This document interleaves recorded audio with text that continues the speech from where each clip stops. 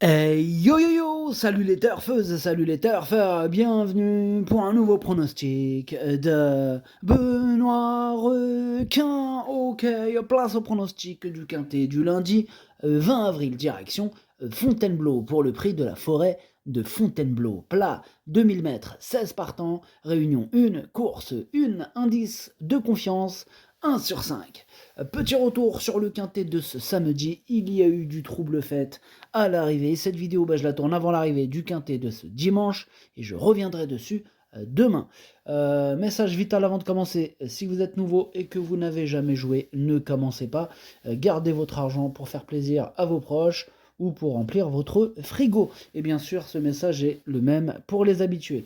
Maintenant, ceux qui veulent rester dans le combat, je vous ai mis le lien direct en description pour le bouton rejoindre. Le niveau 1 pour ma sélection écrite.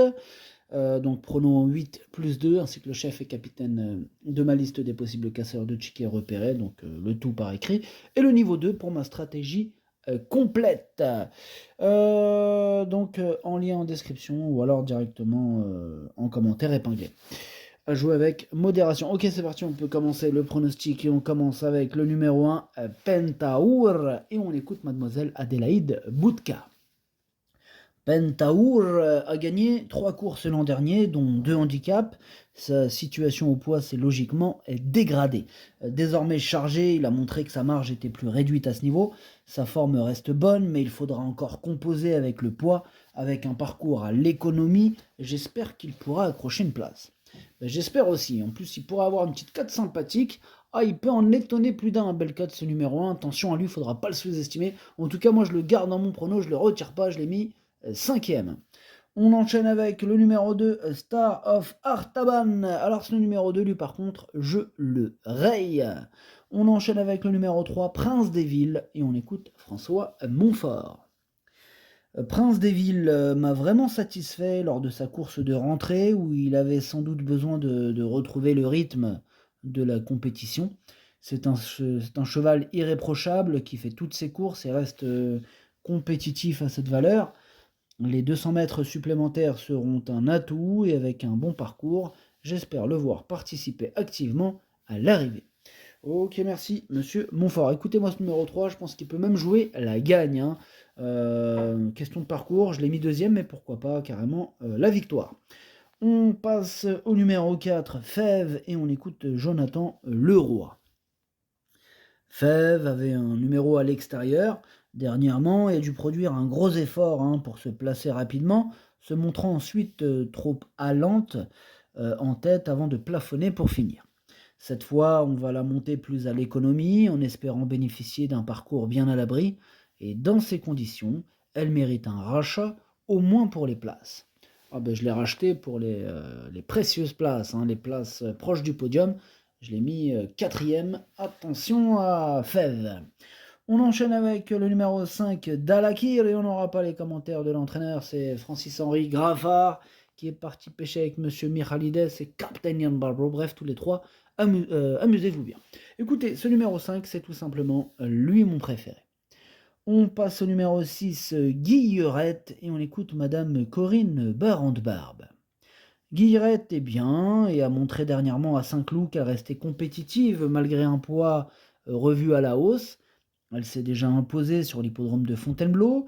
De plus, le lot n'est peut-être pas aussi relevé que d'habitude. Je lui maintiens toute ma confiance.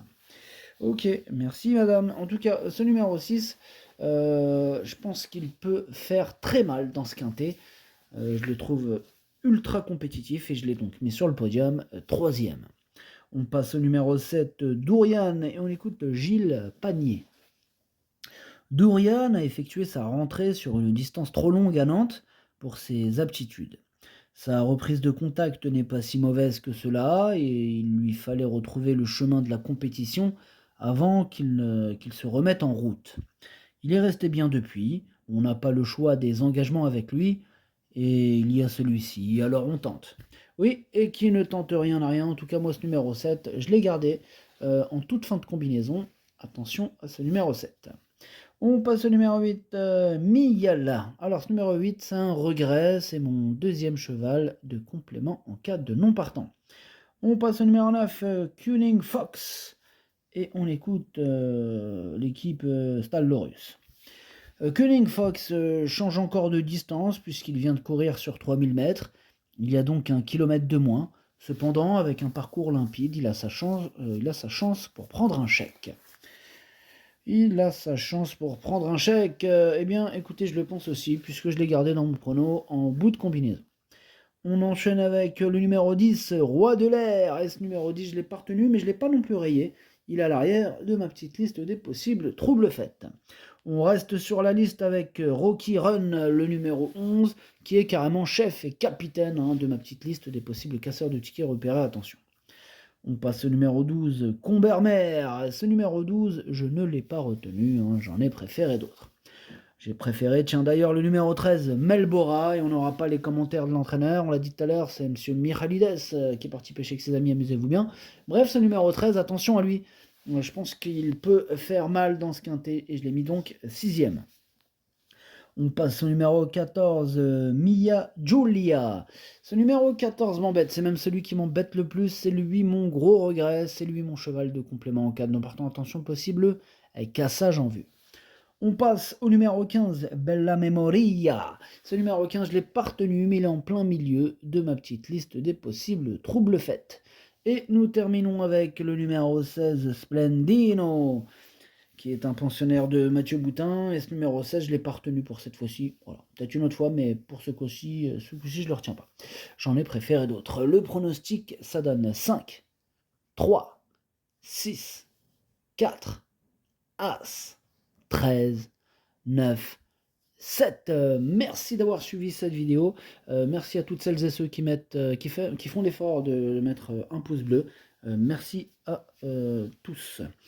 Alors, comme je vous avais dit, si vous êtes nouveau, que vous n'avez jamais joué, ne commencez pas à garder votre argent pour remplir le frigo, faire plaisir à vos proches. Pour les habitués, c'est exactement le même message. Vous avez à disposition maintenant, si vous voulez vraiment rester dans le combat, le bouton rejoindre. Je vous ai mis donc le lien en description de la vidéo. Je vous l'ai mis aussi en commentaire épinglé. Donc ce bouton rejoindre, concrètement, il vous donne accès au niveau 1 pour ma sélection écrite. Donc sélection écrite prono en 8, plus les 2 chevaux de complément, ainsi que le chef et capitaine de ma liste des possibles casseurs de tickets repérés. Et le niveau 2 pour ma stratégie complète. Donc, et un grand merci à tous ceux qui soutiennent ma chaîne via ce bouton rejoindre. Voilà. Donc un grand merci à toutes celles et ceux qui le font. À jouer avec modération. Bonne chance. Chopez-le moi. Ciao.